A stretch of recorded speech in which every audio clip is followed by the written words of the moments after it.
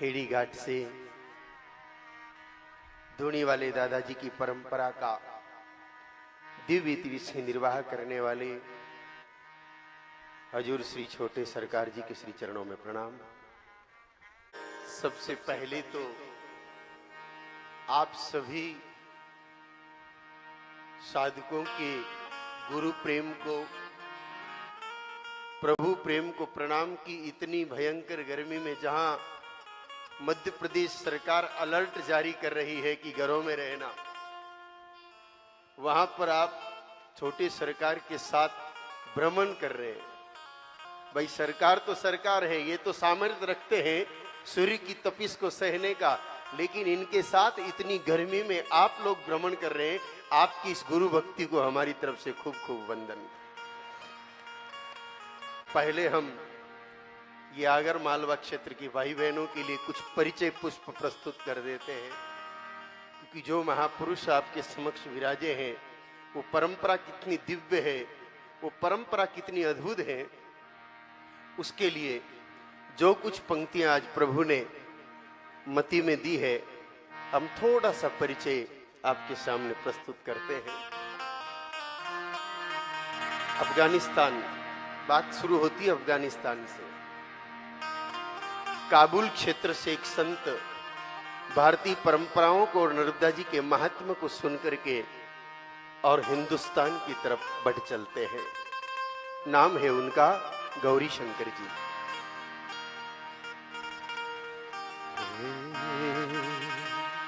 काबुल से एक संत है आए, गौरी शंकर नाम कहाए। काबुल से संत है आए, संत है आए, गौरी शंकर नाम कहाए। गौरी शंकर नाम कहाए। गौरी शंकर नाम कहाए। 36 बरस परिक्रमा करावे, 36 बरस परिक्रमा कराए।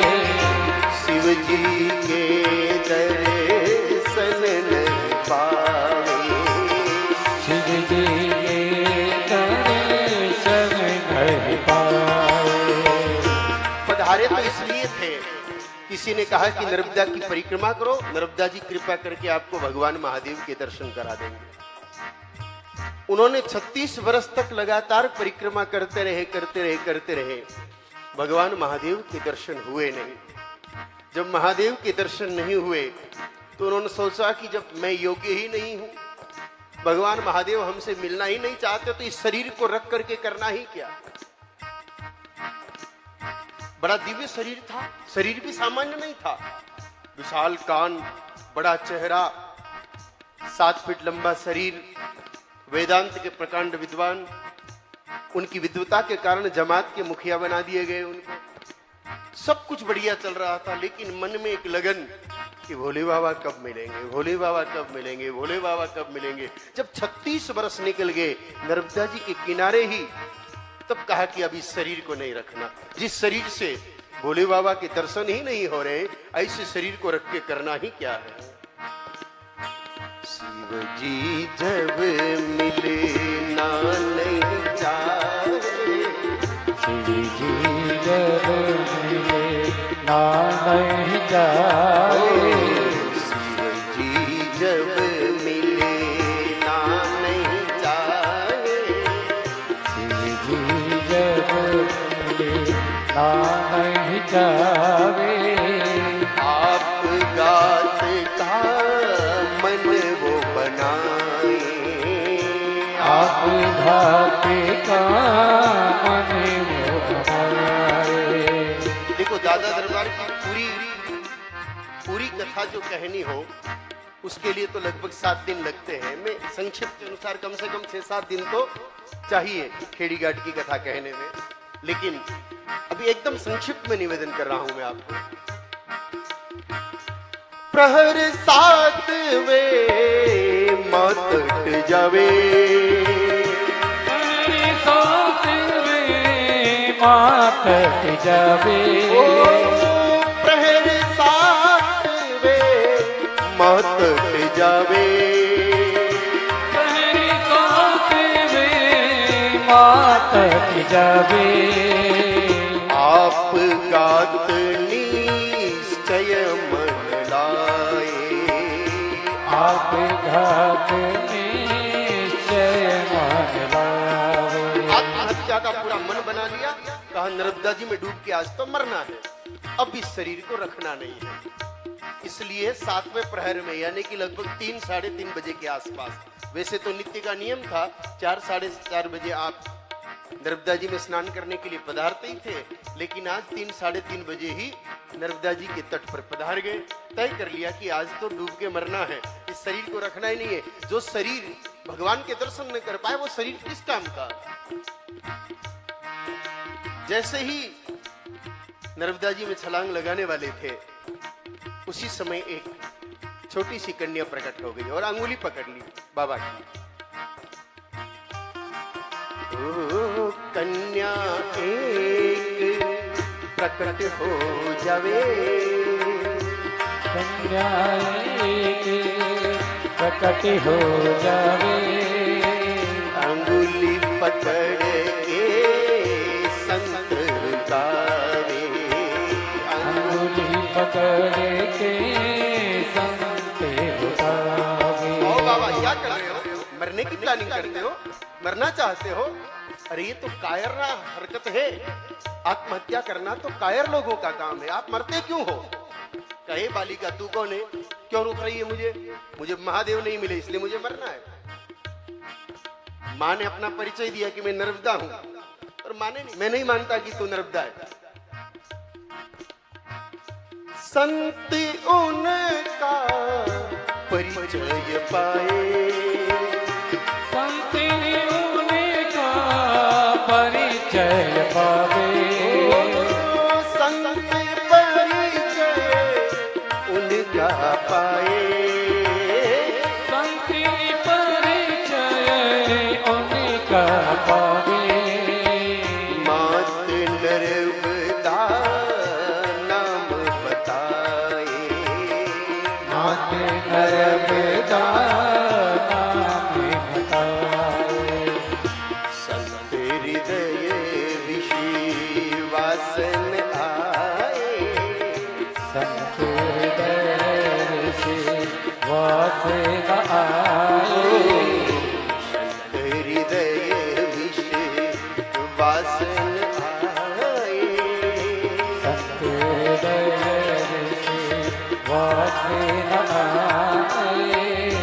हाथ छुड़ा कर आगे जाए, हाथ छुड़ा कर आगे जाए। आगे निकल के कहा नहीं मुझे मरना है, अंगुली छुड़ा दी अपनी। कहा बालिका ये तेरा काम नहीं है, मैं मर रहा हूं, मुझे महादेव नहीं मिल रहे हैं।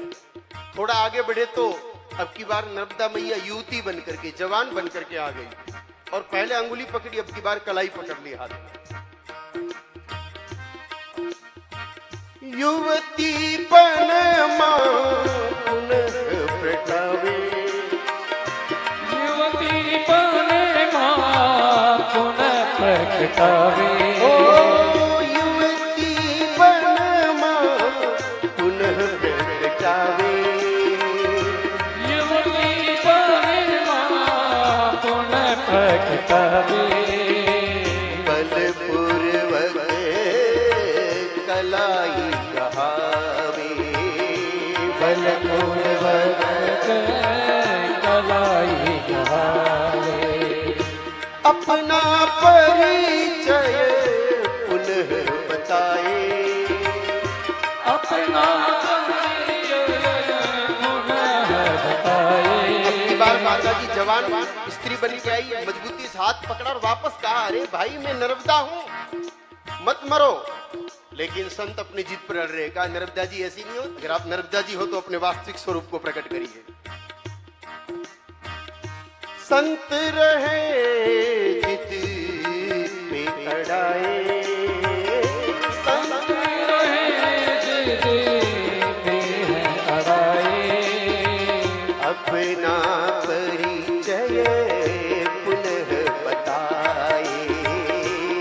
अपना परिचय पुनः बताए। दिव्य स्वरूप माँ दिखलावे, दिव्य स्वरूप माँ दिखलावे, तब विश्वास संत को आए, तब विश्वास सत्य को आए। दिव्य स्वरूप, दिव्य स्वरूप माँ दिखलाए, माँ दिखलाए, तब विश्वास संत को आए, तब विश्वास संत को आए। अब विश्वास हो गया कि हाँ मैया आप ही हो। कहा माँ आप मुझे नहीं जानती? कहा जानती हूँ, 36 साल से जानती हूँ, घूम ही तो रहे हो मेरे किनारे किनारे। तो माँ मैं काबुल से यहाँ क्या लेने आया? महादेव के दर्शन करने आया, और आप हो कि बाबा के दर्शन कराती नहीं हो। अब आप प्रकट हो गई हो तो या तो भोले बाबा के दर्शन कराओ, और या फिर हमें डूबने दो आपके भीतर। दो में से एक काम आपको करना ही पड़ेगा। कहा बाबा मरने की जरूरत नहीं है, हम आपको उपाय बता देते हैं। शिव दर्शन की आस लगाऊं, शिव दर्शन की आस लगाओ, शिव दर्शन की आस लगाऊं, शिव दर्शन की आस लगाओ, माता के से दर्शन पाऊं, माता के दर्शन पाओ, माता के आस लगावे, शिव दर्शन की आस लगावे, माता के दर्शन पाओ, माता दर्शन। दर्शन पाओ। कहा माँ उपाय बताओ, भगवान महादेव के दर्शन हमें कैसे होंगे? हम तो वर्षों से इंतजार कर रहे हैं कैसे न कैसे दर्शन हो जाए।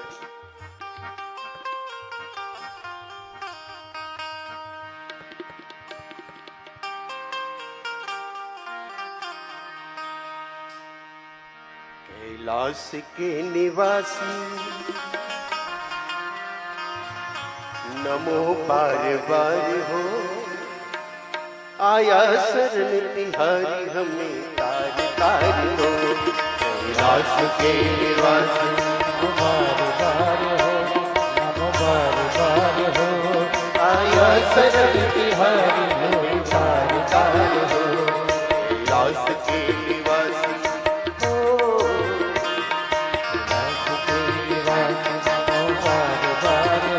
नमो बार बार हो, आया शरण तिहारी प्रभु तार तार हो, आया शरण तिहारी प्रभु तार तार हो, आया शरण तिहारी प्रभु तार तार हो। कहा बाबा कहीं ढूंढने जाने की जरूरत नहीं है। आपकी जमात में जो केशव नाम का नौजवान है वही शंकर है, वही शिव है, वही शंभू है, वही महादेव है। हमारी जमात में जो नौजवान है जो बर्तन साफ करता है, लोगों को भोजन कराता है, वो महादेव है। कहां तुम जाओ तो सही पहचान जाओगे। अब मत कहे जमात में तोरे, शिव शंकर के सब है छोरे, शिव शंकर के सब है छोरे। मत कहे जमात में तोरे, शिव ही के सब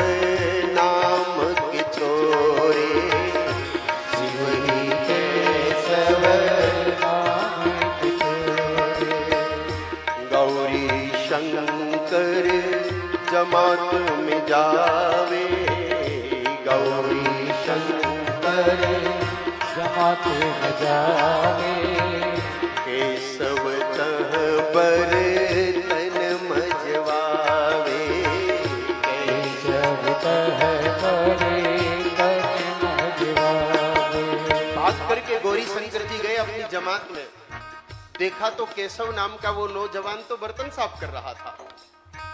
पीछे से आवाज लगाई, केशव। मुड़ के देखा तो साक्षात शिव बैठे हैं। आंखों पर विश्वास नहीं हुआ, कहा ये बर्तन मांजने वाला महादेव कैसे हो सकता है। वो अपने काम में वापस लगे, फिर आवाज लगाई, मुड़ के देखा तो वही भोले बाबा का स्वरूप। गौरी शंकर नाम बुलाए, गौरी शंकर नाम बुलाए, केशव रूप शंकर का दिखाए, केशव रूप शंकर का दिखाए। केशव में शिव दर्शन पाए, केशव में शिव दर्शन पावे, गौरी शंकर धन्य हो जाए, गौरी शंकर धन्य हो जाए। कहा भगवान, लेकिन फिर भी विश्वास नहीं हो रहा है, आप वास्तव में शिव हो। जाकर के जैसे ही चरण पकड़े, भगवान महादेव ने अपने विराट स्वरूप के दर्शन करा दिए और कहा कि दर्शन कर लिए, अब किसी को बताना मत, अभी अवसर आने पर खुद ब खुद पता चल जाएगा। अभी किसी को नहीं बताना, अभी किसी को नहीं बताना, अभी किसी को नहीं है बताना, अभी किसी को नहीं है बताना। समय आए सब खुद ही जाना, समय आए खुद ही जाना। और जैसे ही केशव बाबा अपने वास्तविक रूप शिव के रूप में दर्शन देते हैं, उसके बाद वो जमात को छोड़ करके जंगल में चले जाते हैं।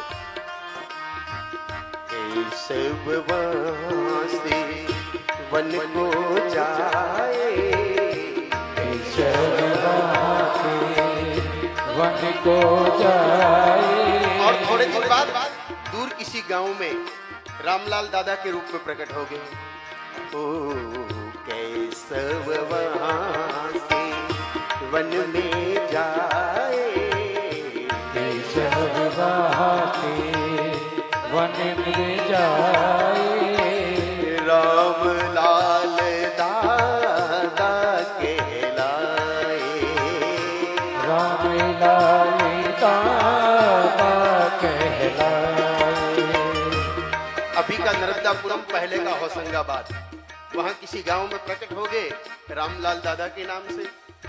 कुछ समय 3 बरस वहां रहे और फिर एक लीला की, जैसे वो कुएं में गिर गए हो, लोगों ने समझा मृत्यु हो गई, समाधि दे दी। और थोड़े दिन बाद दादा रामफल नाम से दूसरी जगह एक पेड़ के नीचे बैठे हुए बहुत दूर मिले।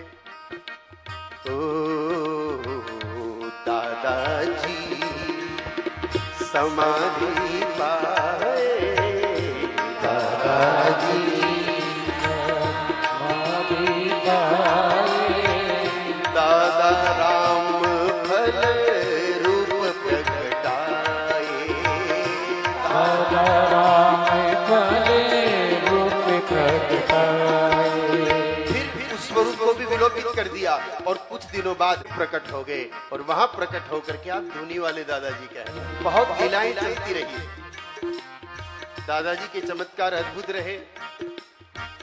कुएं में गिरे, मृत्यु हो गई, वापस पधार गए। भोपाल के एक नवाब थे, उनकी पत्नी यानी कि नवाबन थोड़ी टेढ़े विचारधारा की थी। हिंदू संतों को परेशान करने में उसको खूब मजा आता था। किसी ने कहा कि धुनी वाले दादाजी तो बहुत चमत्कारी है। कहा अच्छा, जरा जांच कर लेती हूं कैसे है। तो एक उनका जो नौकर था उसको गंदी वस्तु मांस एक प्लेट में रख करके कपड़ा ढक करके भेज दिया। कहा जाओ धुनी वाले बाबा को दे आओ। बाबा ने दूर से देखा, अच्छा परीक्षा करने आया है। वो तो पहले ही कांप रहा था, पर क्या करे, अब नवाबन का नौकर है तो बात तो माननी पड़ेगी। अरे कहा घबरा नहीं, ला। और जैसे ही उस प्लेट के ऊपर से कपड़ा हटाया, अंदर से गुलाब के पुष्प प्रकट हो गए। वो नौकर भागा भागा एक पुष्प को उठाया और भागा भागा गया नवाबन के पास। कहा छेड़ना नहीं बाबा को, ये देख तूने क्या दिया और क्या निकला। लेकिन नवाबन तो नवाबन थी। कहा रे ये हिंदू है, लगता है बाबा की महिमा बढ़ाने के चक्कर में ऐसा कर रहा है, हम ही चल पड़ते हैं। वो खुद ही ऐसे ही वस्तुएं लेकर के आ गई। और जब आई तो बाबा ने सीधा डंडा मारा उसकी थाली पर ही। बाबा डंडा रखते थे, जिस पर कृपा करना चाहते थे उसको डंडा मारते। कई लोग डंडा खाने के लिए लाइन लगा के खड़े रहते, बरसों खड़े रहते, फिर भी जिनका झंडा ऊंचा होने का वक्त नहीं आता उनको डंडा नहीं मिलता। नवाबन ने देखा, हतप्रद रह गई रे, ये तो बाबा चमत्कारिक है। आमंत्रित किया और रथ में बिठाया बाबा को। अब रथ में बिठाया तो कहा तुम दोनों उतरो। नवाब और नवाबन को उतार दिया। कहा ये घोड़े भी खोलो। कहा क्यों, चलेंगे कैसे। कहा रे घोड़े ने तुम्हारी घास खाई हुई है, इसलिए अक्कल तुम्हारे जैसी होगी। इन घोड़ों ने घास तुम्हारे घर की खाई हुई है, इसलिए अक्कल तुम्हारे जैसी होगी, इसलिए इनके साथ नहीं बैठूंगा मैं। घोड़ों को भी हटवा दिया और फिर भक्तों को कहा चलो खींचो रथ। वो रथ आज भी वहां उपस्थित है और नवाबन को दिए हुए पर्चे की कथा कहता है। ऐसे कई दिव्य चमत्कार धुनी वाले दादाजी ने लोक कल्याण के लिए दिखाए, लोगों की बुद्धि को सतोगुणी बनाने के लिए, लोगों के जीवन के कष्टों को मिटाने के लिए। वो श्रृंखला बहुत लंबी है, अभी उनका इतना ही कह करके और परिचय दे सकते हैं। ओ चमत्कार दादा ने दिखाए, चमत्कार दादा ने दिखाए। कूप मरे फिर वापस आए, कूप मरे फिर वापस आए।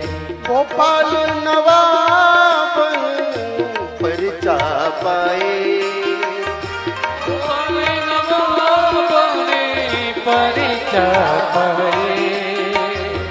बग्गी में दादाजी बिठाए, बग्गी में दादाजी। इतने में एक युवक और उनकी शरण में आ गए। उनको देखा तो पहचान गए कि इसकी चेतना बहुत ऊंची है। दादाजी ने एक ही डंडा मारा, सिर फूट गया। सिर फूट गया, रक्त निकलने लगा। बाकी भक्तों ने कहा इलाज करना है। कहा नहीं, उठा करके एक कोठरी में बंद कर दिया, कोई दूसरे इलाज न कर दे, इसलिए ताला लगा दिया और चाबी अपने पास रख ली। कहा पड़ा रहने दो इसको अंदर। महापुरुषों की गति को समझना बहुत मुश्किल होता है। साधारण लोग तो सोचते हैं कि ये क्या सूझा दादाजी को, भगत आया दर्शन करने के लिए, डंडा मारा, सिर फूट गया तो इलाज कराने के बजाय कोठरी में बंद कर दिया, सड़ने के लिए डाल दिया, भूखा मरने के लिए डाल दिया। ये कोई साधु होते हैं क्या? सामान्य लोगों की सोच इस प्रकार की होती है। लेकिन आइए उस रहस्य की तरफ हमारी लघुमति के अनुसार आपको ले जाने का प्रयत्न करते हैं। ओ छोटे दादाजी फिर आए, छोटे दादाजी फिर आए। दादा दंड से शक्ति पाए, दादा दंड से शक्ति पाए। कई दिनों बाद जब अंदर से निकाला बेहोश अवस्था में, ध्यान से सुनना, ये बहुत महत्वपूर्ण बिंदु है, सार है, ये बहुत सार गर्भित बात है। अंदर से जब निकाला बेहोश अवस्था में 4 जने उठा के लाए, गांव में कीड़े पड़ गए।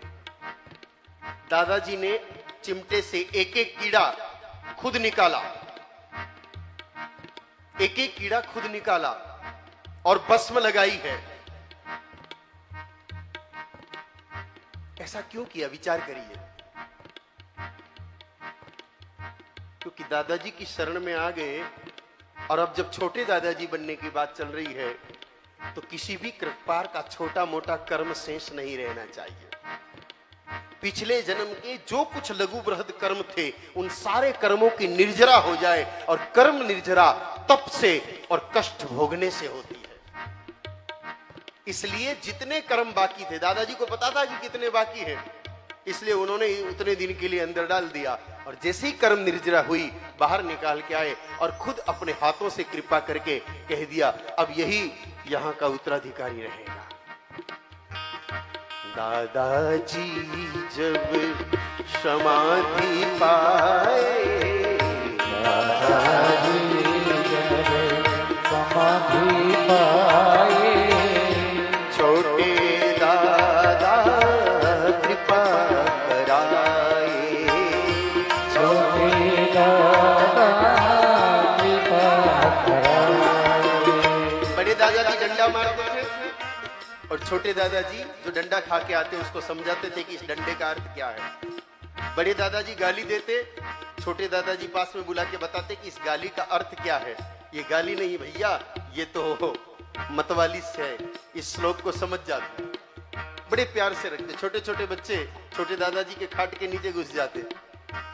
छोटे दादाजी प्रसाद जो आता ऊपर विराजे विराजे नीचे वालों को पवाते रहते। बड़ा आनंदपूर्ण दृश्य होता। वात्सल्य की महामूर्ति छोटे दादाजी ने भी इलाहाबाद के कुंभ में अपनी पंचभौतिक देह का परित्याग कर दिया। वहां से उस दिव्य देह को लेकर के खंडवा लाए हैं और बड़े दादाजी के समीप ही उनको विराजमान कर दिया। ओ इलाहाबाद शरीर तजाए, इलाहाबाद शरीर तजाए, दिव्य देह को खंडवा लाए, दिव्य देह को खंडवा लाए। वहां पर पूर्व में एक रामदयाल जी आए थे साई खेड़ा में। राजघराने से थे, लेकिन आप जानते राजघरानों की गतियां कैसी होती।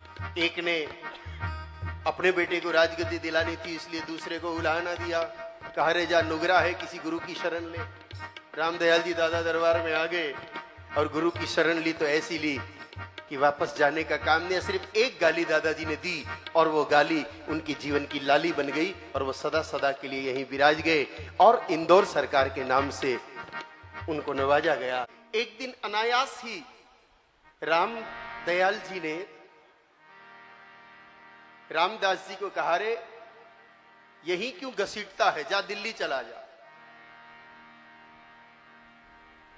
अब दिल्ली का कोई औचित्य नहीं, दिल्ली में कोई आश्रम नहीं, दिल्ली में कोई संस्था नहीं, पर कह दिया कि दिल्ली चला जा।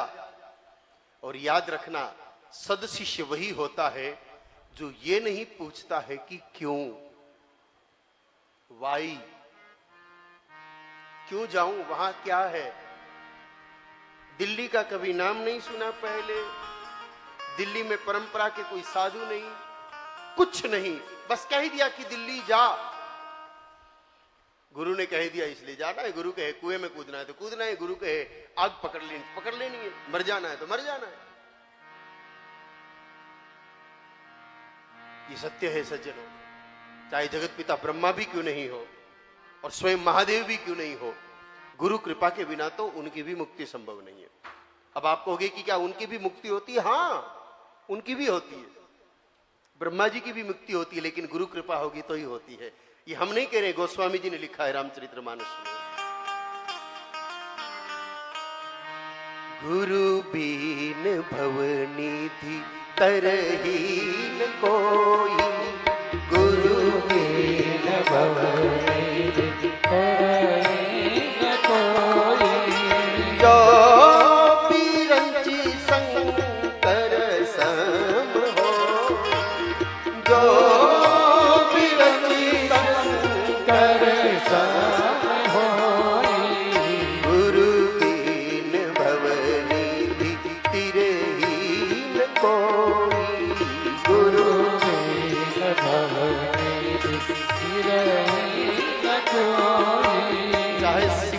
समान हो या ब्रह्मा जी के समान हो, गुरु कृपा के बिना मुक्ति नहीं है। इसलिए गुरुदेव ने कहा जाओ, चल पड़े। शिष्य वही जो एक शब्द में गुरु की बात मान ले।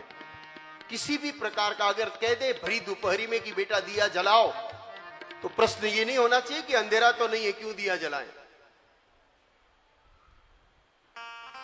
अभी अभी भोजन किया है और दोबारा कह दे कि भोजन लाओ, प्रश्न ये नहीं होना चाहिए कि अभी तो प्रसाद पाया था प्रभु, क्या बात हुई।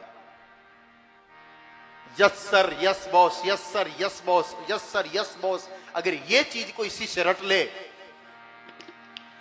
चुटकी में जैसे मीरा को माधव मिले वैसे आपको भी मिल जाएंगे। Only yes boss, yes boss, yes boss, yes boss. अरे करके तो देखो, बहुत मुश्किल है। कलयुगी चले हो ना, तर्क वितर्क आता है आपको, वेयर, वाई, व्हेन, व्हाट। ये डब्ल्यू में उलझे हो ना, जैसे डब्ल्यू का आकार है वैसे ही उलझे हुए रहोगे। कोई प्रश्न नहीं होना चाहिए। हजूर हुक्म, ये उत्तर होना चाहिए शिष्य के जीवा पर से, बेटा ये करना है, हुक्म, बेटा वहां जाना है, हजूर। सन्नाटा छा गया। सच तो यही है, प्रभु पाने का वास्तविक रास्ता तो यही है। जिसने अपनी होशियारी लगाई उसने अपनी पूरी जिंदगी गंवाई, कुछ नहीं पाया, जीवन यूं ही निकल गया। बस कह दिया कि जाओ दिल्ली, अकेले चल पड़े, चला नहीं जाता। इंदौर से किसी ने रेलवे स्टेशन छोड़ दिया, वहां से रतलाम, रतलाम की ट्रेन से किसी ने पूछा कहां जाना है, कहा दिल्ली, उठा करके रतलाम की ट्रेन में बिठा दिया। किसी ने पूछा नहीं, टिकट तो कौन पूछेगा।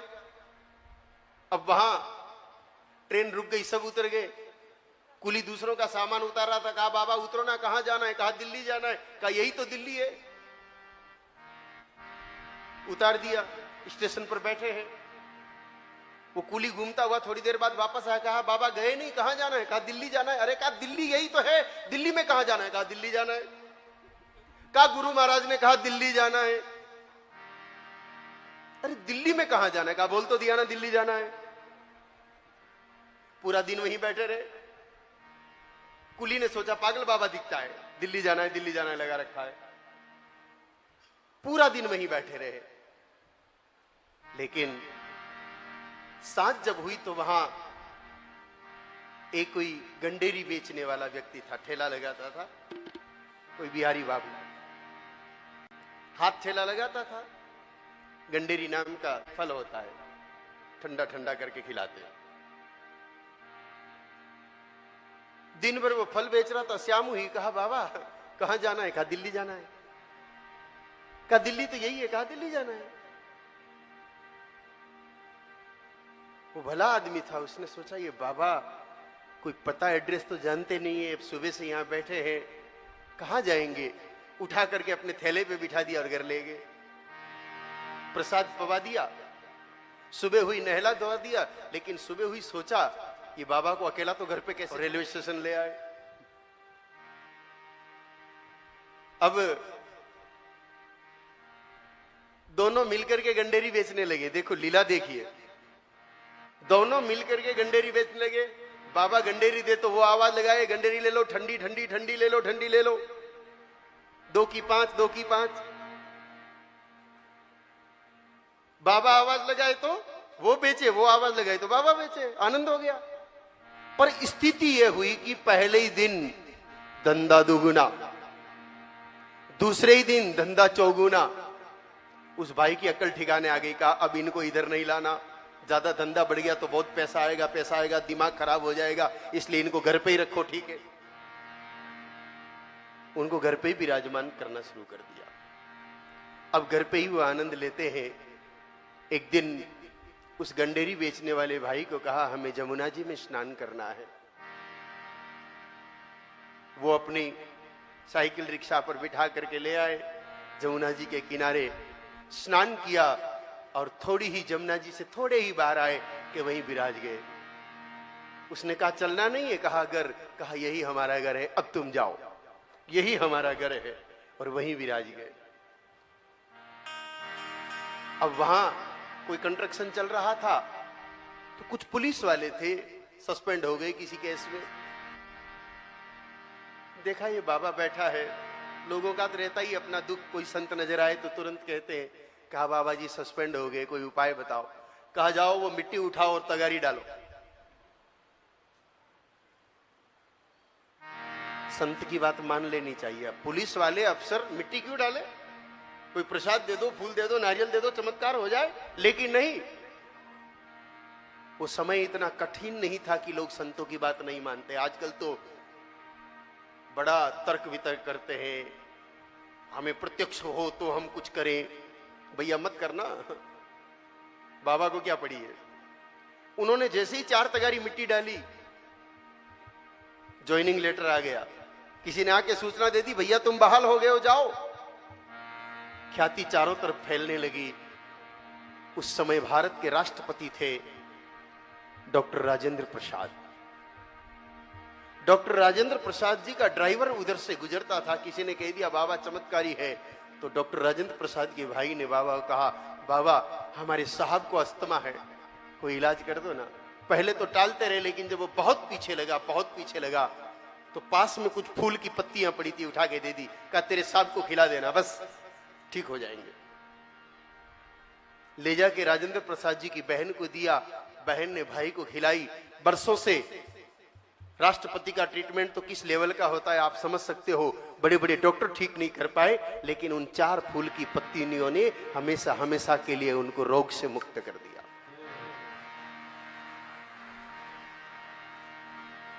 बरसों तक वहीं रहे। कथा तो वो बड़ी है, लेकिन अंत में वहीं पर आपने अपनी उस लीला को समाप्त कर लिया। लीला को समाप्त करते करते एक बात कह के गए कि इस बार तो मैं चल नहीं पा रहा हूं, लेकिन अगली बार आऊंगा, ऐसा दौड़ूंगा कि तुम्हारे हाथ नहीं आऊंगा।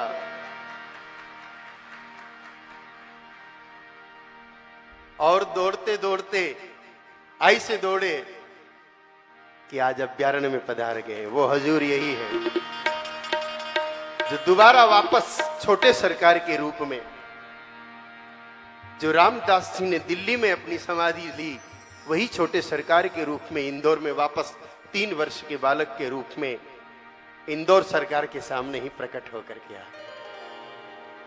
राम दयाल दिल्ली भिजवाए, राम दयाल दिल्ली भिजवाए, दिल्ली में जमघट लग जाए, दिल्ली में जमघट लग जाए। कई काल गंडेरी बिकाए, डेरी बिकाए, राष्ट्रपति का रोग मिटाए, राष्ट्रपति का रोग मिटाए। पुलिस से मलबा डलवाए, पुलिस से मलबा डलवाए, सस्पेंशन को रद्द कराए, सस्पेंशन को रद्द कराए। दिल्ली में दरबार बनाए, दिल्ली में दरबार बनाए। हम भी दर्शन करके आए हैं यमुना जी के किनारे जो दिल्ली में दरबार है, समाधि पर माथा टेक के आए हैं। संयोग हमको भी प्राप्त हो गया पिछले साल ही चतुर्मासे में। दिल्ली में दरबार बनाए, दिल्ली में दरबार बनाए, लाखों लोग दर्शन को आए, लाखों लोग दर्शन को आए। रामदास जी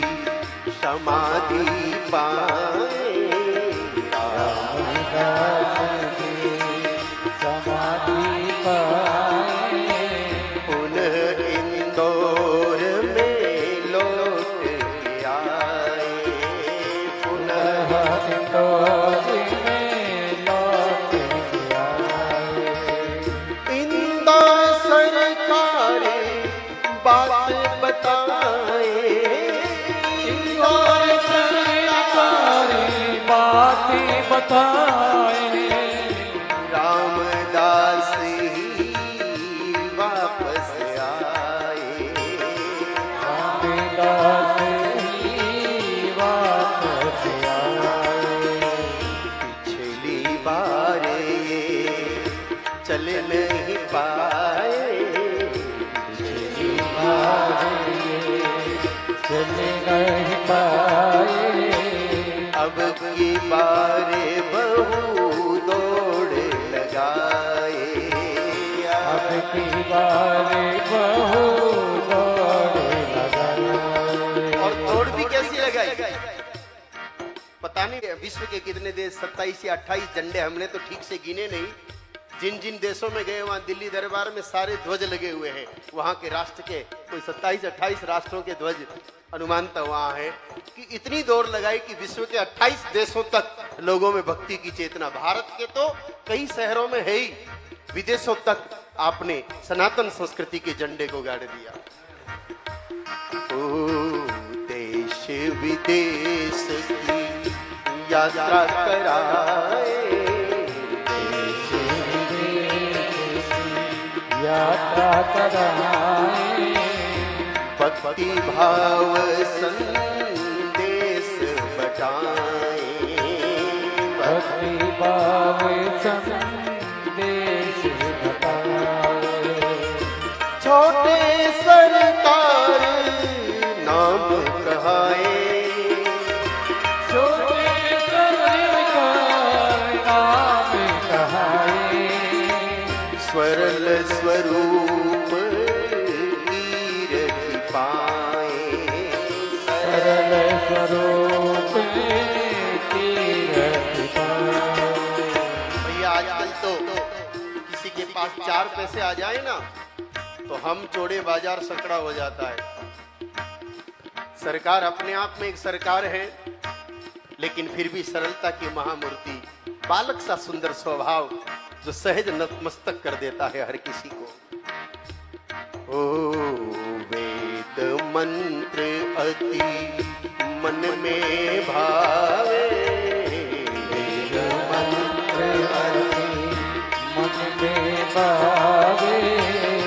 गौ सेवा का भाव रखावे, गौ सेवा का भाव रखावे। गौ सेवा का भाव रखावे। गौ सेवा का भाव रखावे। पथमेड़ा से आप बहुत करीबी से जुड़े हुए हैं, पथमेड़ा से खूब प्रेम रहता है आपका। पथमेड़ा के सभी कार्यक्रमों में आपकी दिव्य उपस्थिति होती है। आपने स्वयं ने इंदौर में गौशाला प्रारंभ की है और 4 दिन पहले जब आप दर्शन देने पधारे थे तब आपने निर्देश दिया था कि हमारी गैयाओं के लिए भी हमेशा हरी घास हो, ऐसी व्यवस्था होनी चाहिए। तो अति शीघ्र नेपियर घास लगा करके गाय माताएं सदा हरी घास पायर सुखी रहे। गौ सेवा का भाव ही लोक कल्याण का भाव है। आप सबको बताने के लिए ही तो निकले हैं। एक ही स्थान पर एक ही आयोजन में दोबारा आपका पधारना इस बात का संकेत है कि आपके हृदय में गौ माता के प्रति कितना उत्तम भाव है, कितना स्नेहिल भाव है। अभ्यारण्य में खुशियां छाए,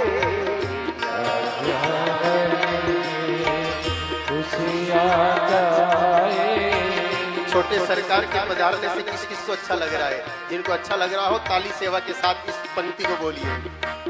ओ अभ्यारण्य में खुशियां छाए,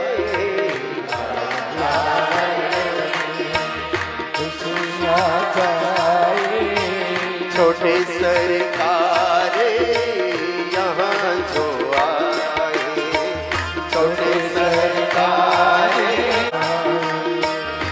अभ्यारण्य में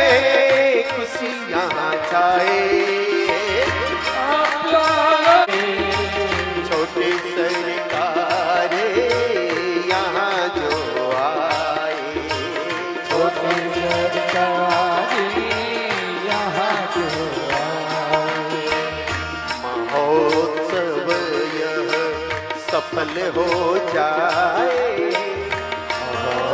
सब यह सफल हो जाए।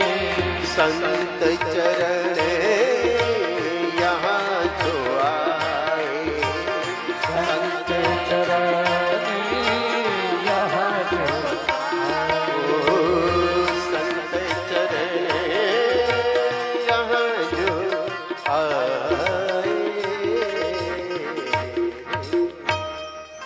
बोलिए दादा सरकार की जय हो, धुनी वाले दादाजी की जय हो, छोटी सरकार की जय हो, खंडवा धाम की जय हो, खेड़ी घाट की जय हो। अरे दादा दादा रटते रटते दादा दादा रटते रटते बीती रे उमरिया, दादा दादा रटते रटते बीती रे उमरिया। हरि हर हरि हर रटते रटते हरि हरि रटते रटते बीती रे उमरिया, दादा दादा रटते रटते बीती रे उमरिया, दादा दादा रटते रटते बीती रे उमरिया।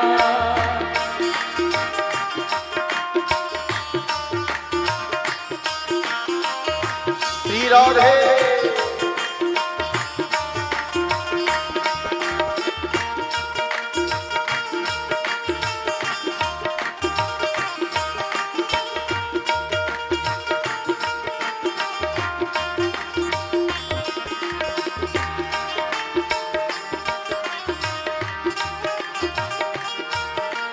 जब से देखी लीला तुम्हारी मन न लगे किसी काम में, जब से देखी लीला तुम्हारी मन न लगे किसी काम में। जो भी आता द्वार आपके रम जाता दादा नाम में, जो भी आता द्वार आपके रम जाता दादा नाम में। ऐसी ये महिमा है तुम्हारी झूम उठी नगरिया, दादा दादा रटते रटते बीती रे उमरिया, दादा दादा रटते रटते बीती रे उमरिया। कोई न जाने दूनी वालों को, कोई न जाने दूनी वालों को कैसा है सावरिया, दादा दादा रटते अरे दादा दादा रटते रटते बीती रे उमरिया, दादा दादा रटते रटते। उमरिया।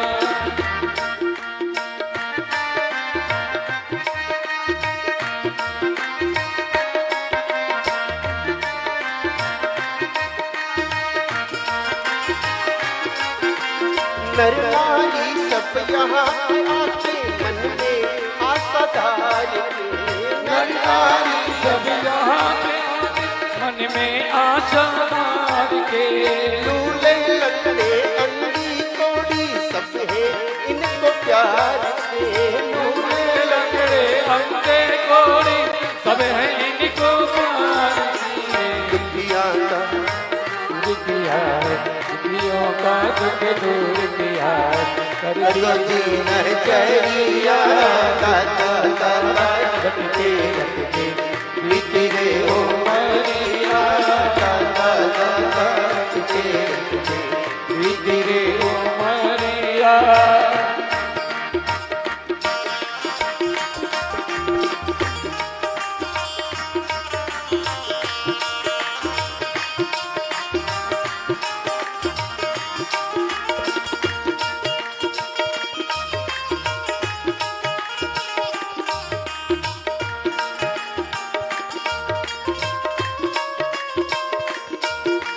निस्दिन चर्चा होती यहाँ पर दादाजी के नाम की, जिस दिन चर्चा होती आप दादाजी के नाम की। मन में बसी सूरत सुहानी आपकी, सब भक्तों के मन में बसी सूरत सुहानी आपकी। मोरे मन में बस गई है अलबेली मूर्तिया। दादा दादा रखते रखते बीती रे उमरिया। दादा दादा रखते रखते बीती रे उमरिया। पूज्य छोटे सरकार के साथ जितने भी भक्त पधारे हैं उनका खूब भाव से अभिनंदन भी करते हैं और उनको उनकी गुरु भक्ति के लिए खूब साधुवाद देते हैं कि आप भारतीय संस्कृति के ध्वज को ऊंचा उठाने में अपना बड़ा सहयोग कर रहे हो। क्योंकि हमने इंदौर, दिल्ली और खेड़ी घाट तीनों जगह देखा है, साधक इतनी शालीनता से सारी व्यवस्थाएं देखते हैं, मंदिर की, अतिथियों की, भोजन की, ऐसा लगता है जैसे स्वर्ग लोक में देवताओं की व्यवस्था चल रही हो। तीनों दरबार में जाने का हमें सौभाग्य प्राप्त हुआ और तीनों जगहों की व्यवस्था का जो सौम्य स्वरूप है वो वास्तव में आप भक्तों की सौम्यता को और पूज्य सरकार की कृपा का दर्शन कराता है। अनुष्ठान के 52वें दिन हम आग्रह करते हैं पूज्य